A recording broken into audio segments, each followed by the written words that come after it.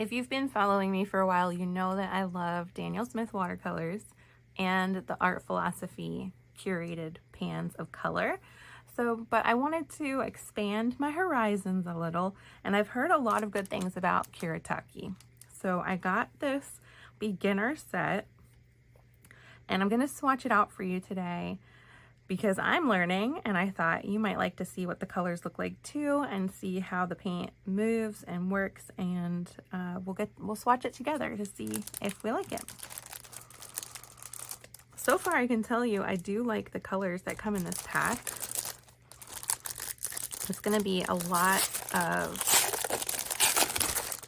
mixing potential.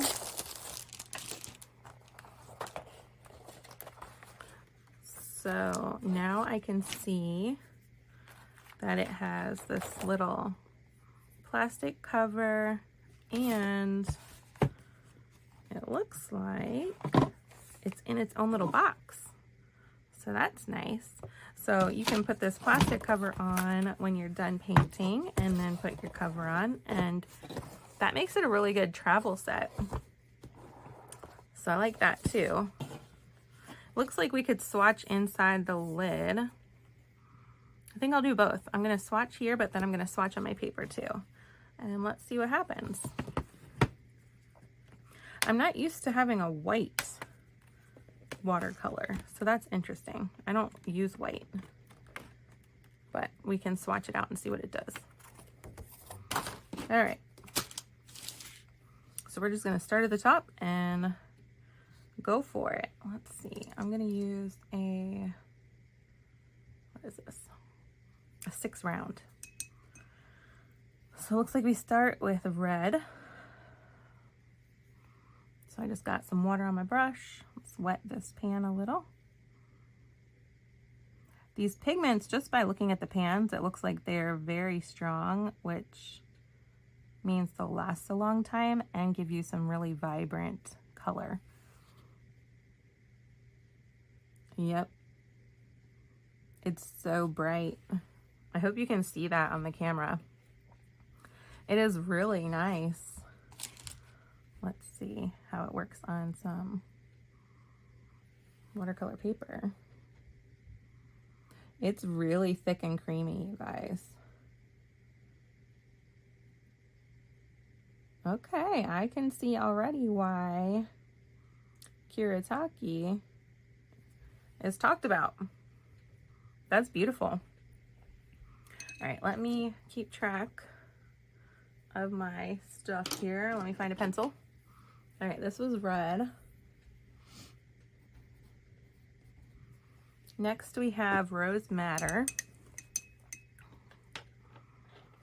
I'm excited to see what the rest of these colors look like now because that red is gorgeous. And I'm not really a red person. All right, let's go back to the lid. Rose Madder. That's very pink. I didn't get quite enough pigment there, so picked up a little more. That's a pretty color too. I like mixing pinks. Mixing with pinks, like this pink color with some of these yellows would make some really beautiful oranges and corals, and that's one of my favorite kind of color areas to explore, all those corally peaches and oranges. All right, so that was Rose Madder.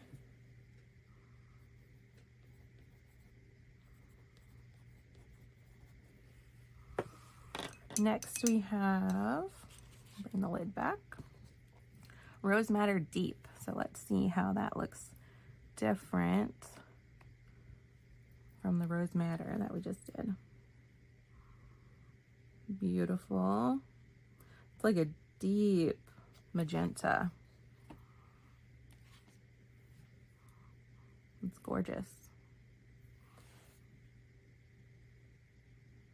There's so much pigment in these paints.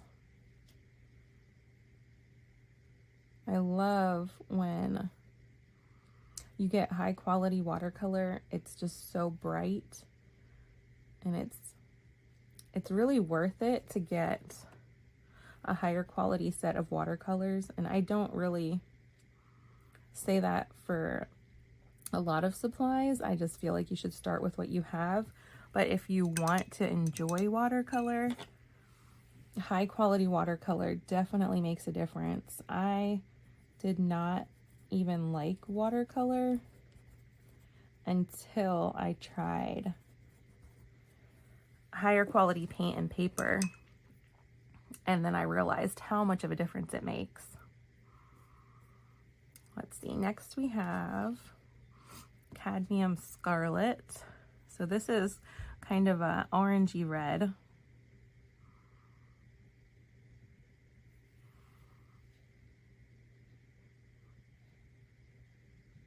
can see that there, definitely red orange.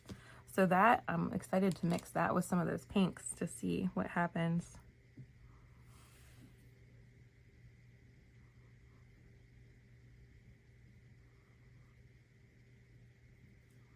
I really like swatching out my paint when I first get something new, just to see what the baseline colors are. And it helps you learn about the paints that you have in your stash. Because if I don't take the time to do this, then I really I don't know what I have and what might look good with another paint color that I have.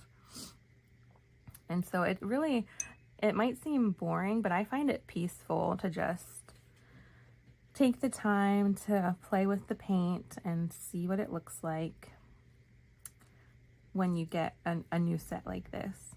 And then on other days, I like to just play with mixing. So there's a nice cadmium yellow, very mid-ground yellow. A little bit on the warmer side.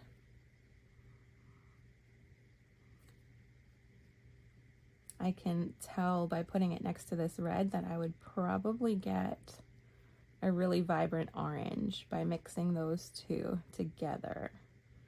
And I only know that because I've been playing with color for so long. That's why it's important.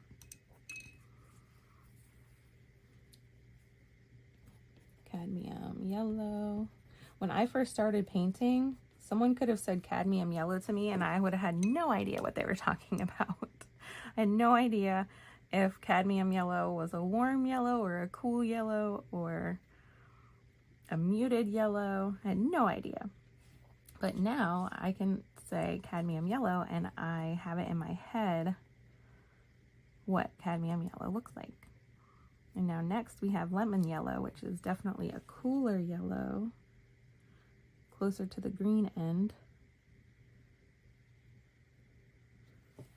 Lovely. When you're mixing or when you're swatching colors, make sure you don't let your water get too dirty. It needs to be really clean and pure to make sure your colors are accurate.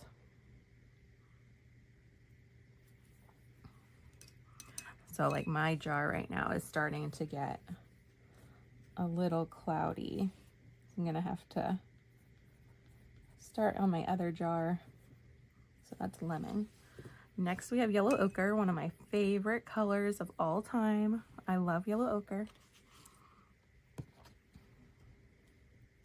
I just love the natural earthy look, and mixing it with other things just gives a beautiful,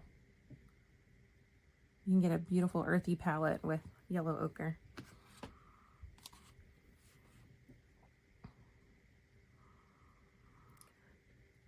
Like rubbing around on these little pans, you can see how creamy the paint is. It is really nice paint. So you'll find a link in the description to this specific Kuretake set that I got if you're interested in getting your own. Especially when you're starting, like watercolor can be so addictive. Like I have this. These are all my Daniel Smith, which so many and really unnecessary, but you get carried away with wanting to try colors. But really, a set like this, you can mix pretty much any color you want with a set like this. So this is really all you need to start. Let's see, next we have olive green, another favorite color of mine.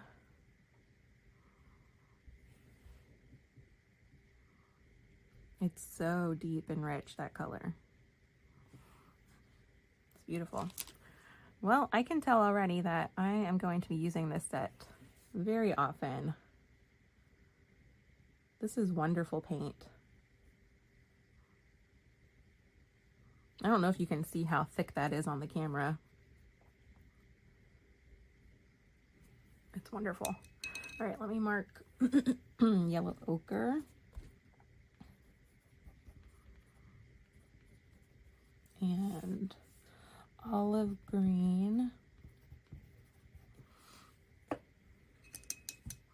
This is just it's my favorite sketchbook. It's a Canson XL watercolor sketchbook, and I like it because I do use mixed media. So I like to play with watercolor, I like to play with acrylics and mixed media. I like to add collage in at times.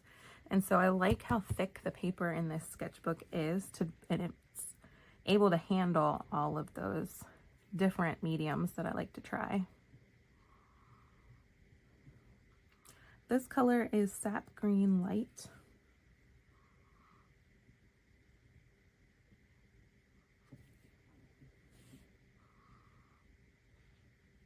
That, I bet, mixed with lemon yellow would give me such an awesome lime green color. That'd be fun to play with.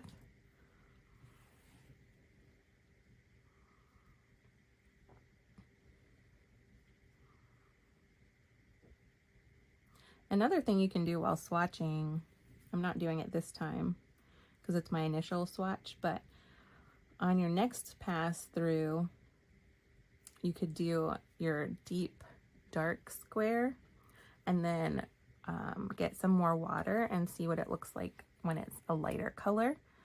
And that gives you a better idea of your range of color too. So this was sap green light.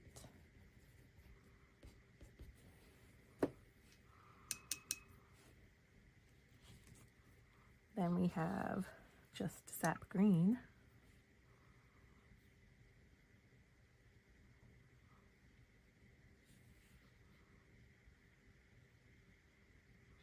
It's a slightly more muted green than the sap green light.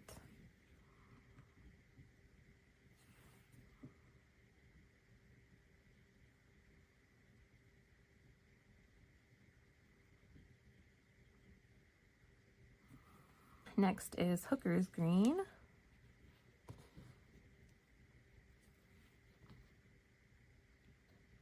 It's a very primary green color. I actually don't think I have that green in any of my other tubes of watercolor. So this is a new one for me. Actually, I don't have sap green either, and that's really pretty.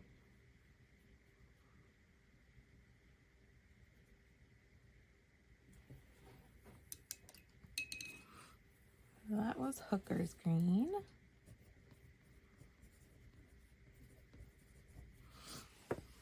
Then we have sap green deep.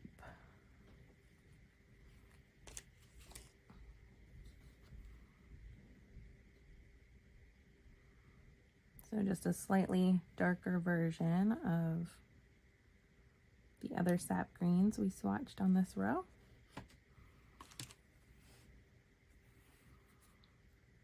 I can already tell that I have a lot of different color mixing to come in my future because I want to see what these colors are going to do with each other. I can tell that they're going to be amazing.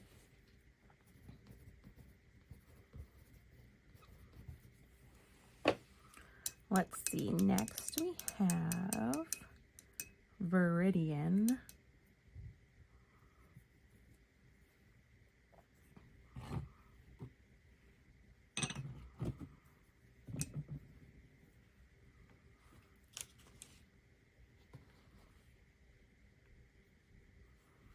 I actually really love traveling with watercolor because it's just easy to take with you and easy to clean up. Like, I would take this set with a bottle of water, and we have a lake nearby, so I would go sit by the lake and paint.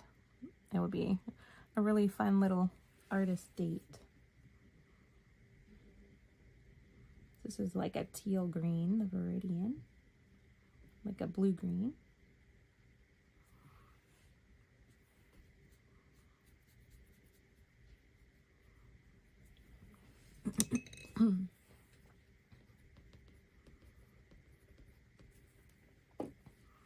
And now we're getting into another of my favorites, turquoise.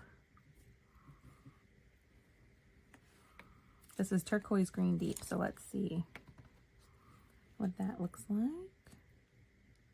Ooh, that is like the deep turquoise of the Caribbean.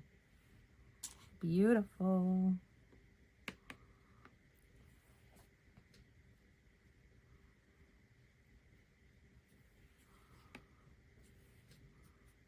So you can see it's probably going to take me 30 minutes or so to swatch all these colors out. But then I have this reference for when I want to do a painting. I think I just spelled that wrong. No, I didn't. Okay, turquoise, green, deep. Malachite is another new color for me. I do not have anything called malachite, but it looks like a beautiful seafoam green. Let's see. Isn't that gorgeous? It's like a minty seafoam.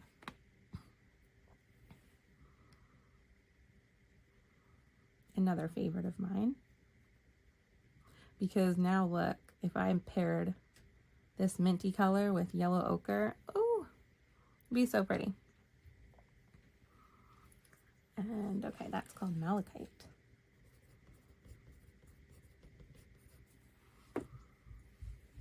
Then we have ultramarine pale, which almost looks like a periwinkle, and I don't have any other paint colors like this either.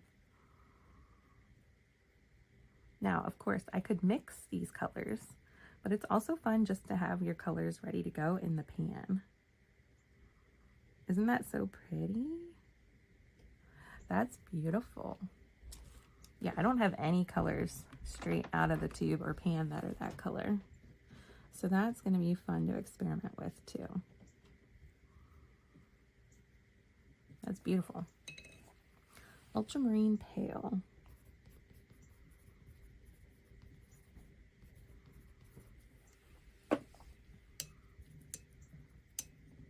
And then we just have regular ultramarine, which I do have in my stash.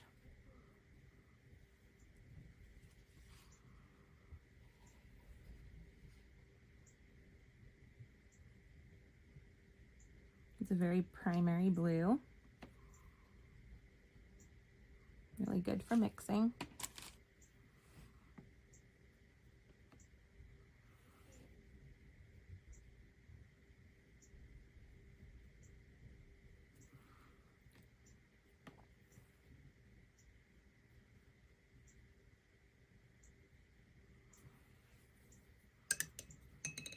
That was ultramarine.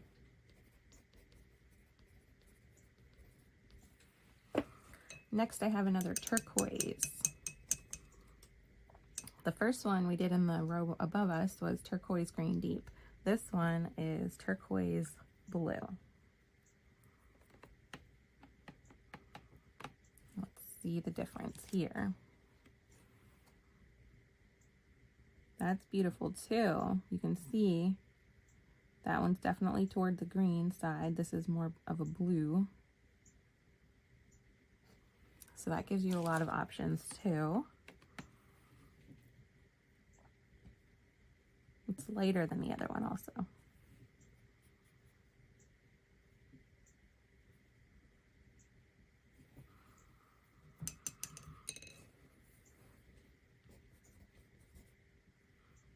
I keep wanting to spell it wrong. It's such a weird word to spell. Oh, what's next?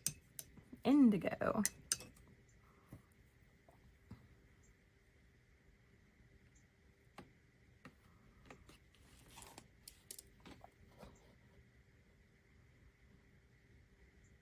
So that's a nice deep, almost like a navy blue. And that, now indigo is one of my favorite Daniel Smith colors. So it'll be interesting to play with both of them and to see what difference it makes when I'm mixing color. Because sometimes you'll notice like the paints are made with different formulas, and so sometimes when you're mixing it makes colors slightly different, and you might like one better than the other, and that's why it is so important to just keep playing with your colors. And if you aren't sure what to do when playing, I have a couple videos I'll link in the description below also, that are just ways to play with watercolor without any agenda, just kind of to see how the colors move and flow together, to learn about new color combinations in just a relaxing and peaceful way, instead of stressing out about trying to finish a painting. Now we have Cobalt Violet.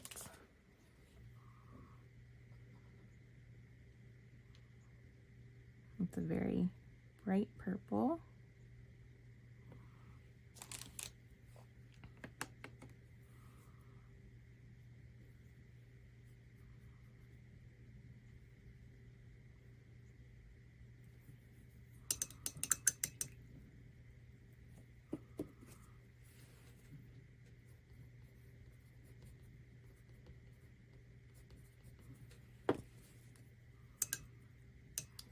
Okay, getting close now.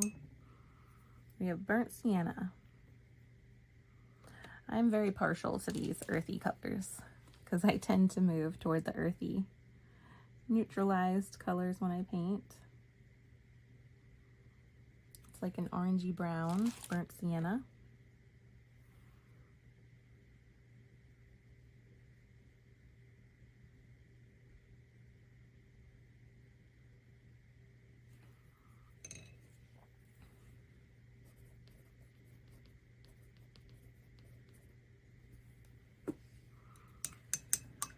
We have Raw Umber Deep.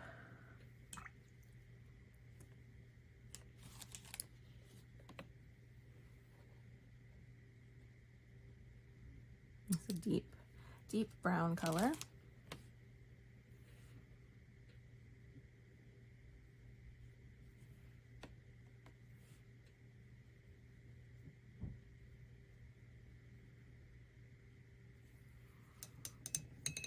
Then we have Black and White, which I typically don't use in watercolor. I use it all the time painting acrylic. Actually, I don't use black all the time, but I use white all the time. But I'm gonna swatch them and see what they look like since they're here.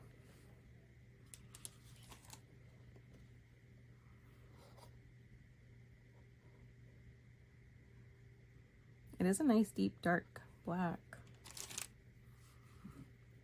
I shouldn't say I never use black. I use black when I'm playing around with acrylic ink, or just want to take color out of the equation for a day when I don't want to think about color. Because as you can see, there's so many options, and once you start mixing, it's really just infinite, and so it can be overwhelming. And if I want to paint one day but I'm feeling overwhelmed and color is stopping me from wanting to get in the studio, then I'll just take black out and start to play with that. I have lots of videos about that too, just black and white. And now the white watercolor.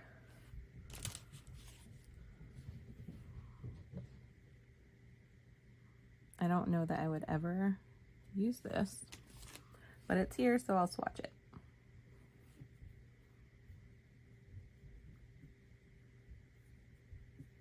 If you do use white watercolor, I'd like to hear when and why you use it. You can just add that in the comments below. I'd love to know, because I've just never used white when I watercolor. Okay, so that's all of them swatched out. Now I've got them on the lid too. So if I travel with this, I know what colors are here. And I just love seeing a new set, how the paint works, what it looks like, and I can tell you that this is a really nice set. The colors are really vibrant, it's creamy, and these pans are gonna last a long time. That's the nice thing with watercolor. If you take the time, or if you make the investment in a better set, they do last. So I have been painting 6 years, and I have replaced my watercolors maybe 1 or 2 times, and it was because it was yellow ochre, which I use all the time. So let me know if you get this set, if you liked seeing it swatched out, and what you think if you start to paint with this. I'd love to hear your experience with it. Thanks for joining me today. I'm all about helping you grow your own creative practice full of peace, intention, and curious exploration. Find out more when you visit jenfletcherart.com. I'll see you soon.